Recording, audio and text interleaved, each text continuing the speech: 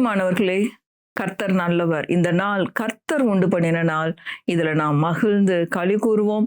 ஆண்டவராகிய இயேசு கிறிஸ்துவின் நாமத்தினால இந்த நல்ல விசுவாச போதனைகளை கேட்கும்படியாக நான் உங்க ஒவ்வொருத்தரையும் வாழ்த்தி ஆசீர்வதிக்கிறேன். நீங்கள் நிச்சயமாய் ஆசீர்வதிக்கப்பட்டவர்கள். நீங்கள் கோடா கோடியாய் பெருகுவீர்கள் இயேசுவின் நாமத்தினால. எல்லா பலவீனங்கள், பற்றாக்குறைகள், தரித்திரங்கள் இயேசுவின் நாமத்தினால உங்களையும் உங்க குடும்பங்களையும் விட்டு நீங்க கடவுது.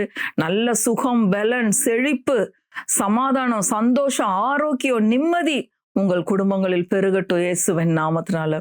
இப்படிப்பட்ட வார்த்தைகளை நீங்க சொல்லி ஒவ்வொரு நாளையும் தொடங்குங்க. ஏன்னா எல்லா அதிகாரமும் நம்ம ஒவ்வொருத்தருக்கும், ஒவ்வொரு விசுவாசிக்கும் கொடுக்கப்பட்டிருக்கு. இந்த மாதிரி பேசி ஒவ்வொரு நாளையும் நீங்க தொடங்கும் போது நிச்சயமாகவே அந்த நாள் ஒரு புத்துணர்வோட, ஒரு ரொம்ப என்கரேஜிங்கா இருக்கும் உங்களுக்கே. நிச்சயமாகவே நீங்கள் ஆசீர்வதிக்கப்பட்டவர்கள். இன்றைக்கும் நாம் சத்தியத்துக்குள்ள போலாம். ரோமர் 8வது அதிகாரம் 26வது வசனம். ரோமர் 8:26.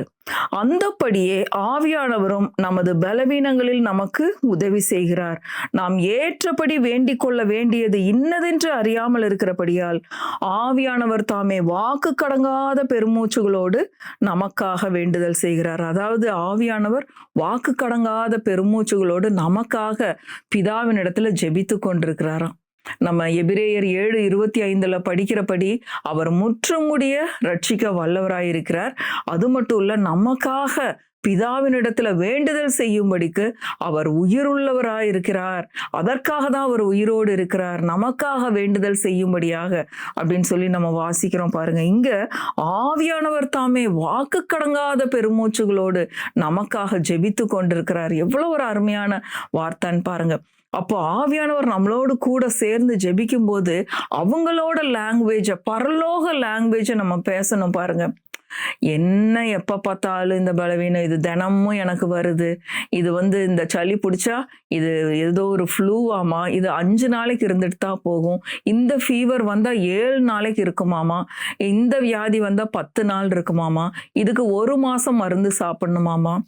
இந்த மாதிரி வார்த்தைகள்லாம் ஆவியானவருக்கும் பரலோகத்துக்கும் தெரியாது. தேவதூதர்களுக்கு இப்படிப்பட்ட வார்த்தைகள் தெரியாது. பாருங்க, அப்ப நம்ம இப்படிப்பட்ட வார்த்தைகளை பேசும்போது ஆவியானவர் நமக்கு எந்த விதத்திலையும் உதவி செய்ய முடியாது.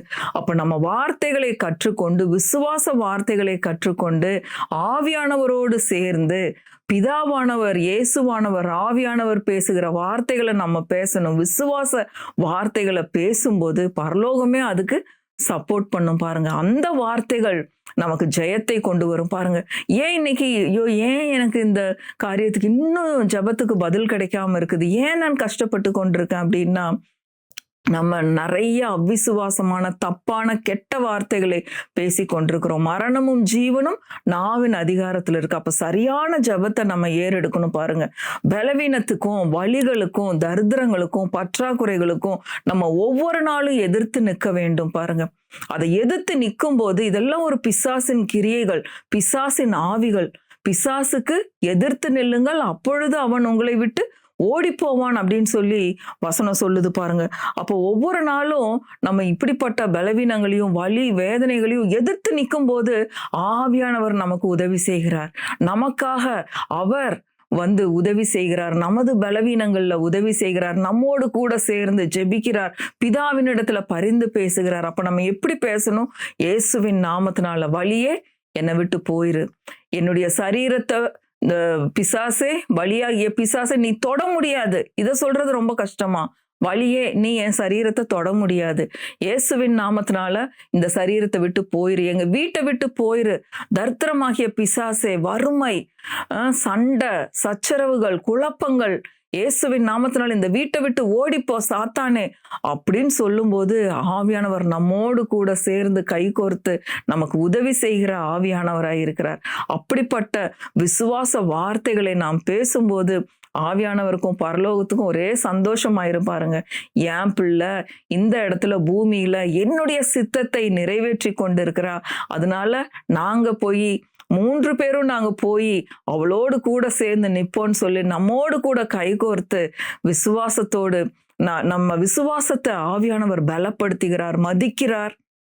எல்லா பலவீனங்களையும் விரட்டுறதுக்கு ஆவியானவர் உதவி செய்கிறார். அதுதான் ஆவியானவர் தாமே வாக்கு கடங்காத பெருமூச்சுகளோடு நமக்காக வேண்டுதல் செய்கிறார். அந்த வசனம் தொடங்கும் போது பாருங்க, அந்தப்படியே ஆவியானவரும் நமது பலவீனங்களில் நமக்கு உதவி செய்கிறார். என்னமோ தெரியலங்க, இந்த 1 மாசமான இந்த வழியில கஷ்டப்பட்டுட்டு இருக்க, இப்படி வலிக்குது, அப்படி வலிக்குது, வயிறு சரியில்லை, தலை வலிக்குது, இந்த மாதிரி காரியங்களையே திரும்பமா பேசிக்கிட்டு இருந்தா ஆவியானவர் உதவி செய்யவே முடியாது. இயேசுவின் நாமத்தை சொல்லி விரட்டும் போது அந்த இடத்துல ஆவியானவர் நமக்காக வேண்டுதல் செய்கிறார், நமக்கு உதவி செய்கிறார். 2 காரியம் இந்த வசனத்துல. நமக்காக உதவி செய்கிறார், நம்ம பலவீனங்கள்ல உதவி செய்கிறார் ஒரு காரியம். 2வது நமக்காக வேண்டுதல் செய்கிறார். எப்படி வேண்டுதல் செய்கிறார்? வாக்கு கடங்காத பெருமூச்சுகளோடு. இன்னொரு முக்கியமான காரியம் பாருங்க, 28வது வசனம். அன்றியும் அவருடைய தீர்மானத்தின்படி அழைக்கப்பட்ட தேவனிடத்தில் அன்பு கூறுகிறவர்களுக்கு சகலமும் நன்மைக்கு ஏதுவாய் நடக்கிறது என்று அறிந்திருக்கிறோம். ஒரு சில வீடுகள்ல நான் பார்த்திருக்கிறேன், இது பலவீனம் வந்துருச்சா, இது கடவுளுடைய சித்தம், இந்த கஷ்டம் இது கடவுளுடைய சித்தம், கடவுளுடைய சித்தத்தின்படி நாங்க கஷ்டப்பட்டுட்டு இருக்கிறோம் அப்படின்னு சொல்லும்போது ஆவியானவர் அங்கேயும் நமக்கு உதவி செய்ய முடியாது. பாருங்க, ஏதோ கஷ்டம் வந்துருச்சு, பற்றாக்குறை வந்துருச்சு, அதை நம்ம மேன்மை பாராட்டி கொண்டு இருக்காதபடி அதை நம்ம இயேசுவின் நாமத்தை சொல்லி விரட்டி அடிக்க பழகி கொள்ள வேண்டும். இது அவருடைய சித்தத்தின்படி வந்தது அப்படின்னு சொல்லி நம்ம கஷ்டப்பட்டுக்கிட்டு இருக்க கூடாது. ஒவ்வொரு நாளும் இப்படிப்பட்ட வியாதிகளுக்கு நாம நோ சொல்லணும். பாருங்க, போன்னு சொல்லி விரட்டி அடிக்கும் போது நம்ம வீடுகள்ல நிம்மதி, சந்தோஷம், சமாதானம், ஆசீர்வாதங்கள் பெருக்கெடுத்து ஓடி வரும்.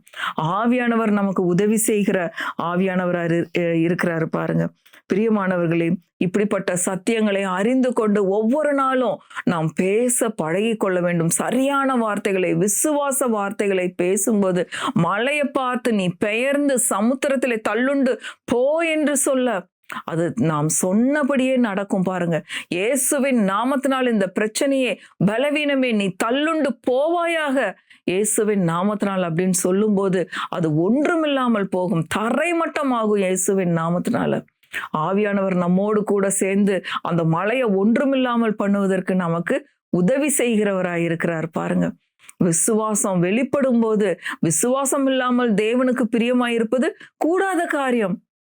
நம்ம விசுவாச வார்த்தைகளை பேசும்போது ஆவியானவர் நமக்கு உதவி செய்து அந்த விசுவாசத்துல நாம் உறுதியாய் நிற்பதற்கு அவர் உதவி செய்கிறார். பாருங்க பிரியமானவர்களே, இந்த நாள்ல இந்த 2 காரியத்தை நாம் கற்றுக்கொள்ளுவோம். பலவீனத்துக்கும், கஷ்டத்துக்கும், வேதனைகளுக்கும் நாம் எதிர்த்து நிற்போம். எதிராளியாகிய பிசாசானவன் எவனை விழுங்கலாமோ வென்று கர்ஜிக்கிற சிங்கம் போல வகை தேடி சுற்றி திரிகிறான். அதை நாம் அறிந்தவர்களாக இப்படிப்பட்ட பிசாசுகளுக்கு, வலி வேதனைகளுக்கு, கஷ்டங்களுக்கு, சண்டை சச்சரவுகளுக்கு ஒவ்வொரு நாளும் எதிர்த்து நிக்கணும். அப்ப அவனுக்கு பயம் வந்துடும். இந்த வீட்டுக்குள்ள போனா அவங்க போன்னு சொல்லி துரத்தி விட்டே இருப்பாங்க அப்படின்னு சொல்லிட்டு அவன் வரவே மாட்டான். பாருங்க, அப்படிப்பட்ட அதிகாரத்தை எடுத்துக்கொண்டு இந்த நாள்ல நீங்க பேசுங்க. மரணமும் ஜீவனும் நாவின் அதிகாரத்தில் இருக்கிறது. அதன் பிரியப்படுகிறவர்கள் அதன் கனியை புசிப்பார்கள். நீங்க இந்த விசுவாச வார்த்தைகளை வீட்டுக்குள்ள பேசி பாருங்க, அதிகாரத்தோடு பேசி பாருங்க, எல்லா பேய் பிசாசுகளும் ஓடும்.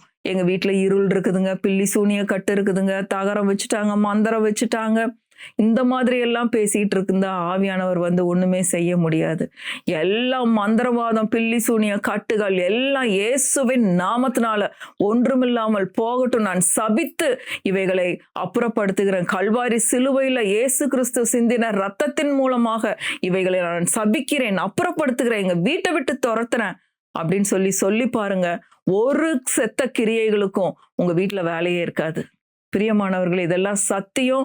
இந்த மாதிரி காரியங்களை நாங்கள் அனுபவிக்கிறோம். சந்தோஷம், சமாதானத்தை அனுபவிக்கிறோம். பிசாசுகளை ஒவ்வொரு நாளும் விரட்டுறோம், நிம்மதியா இருக்கிறோம். பாருங்க, இயேசுவின் நாமத்தினால இப்படிப்பட்ட விசுவாசம் இந்த செய்தியை கேட்கிற ஒவ்வொருத்தருக்கும் உண்டாகும்படியாக, மனக்கண்கள் திறக்கும்படியாக இயேசுவின் நாமத்துல உங்களை வாழ்த்தி ஆசீர்வதிக்கிறேன். கர்த்தர் நல்லவர், அவரை துதியுங்கள், அவர் கிருபை என்றும் உள்ளது. ஆமென், ஆமென், ஆமென்.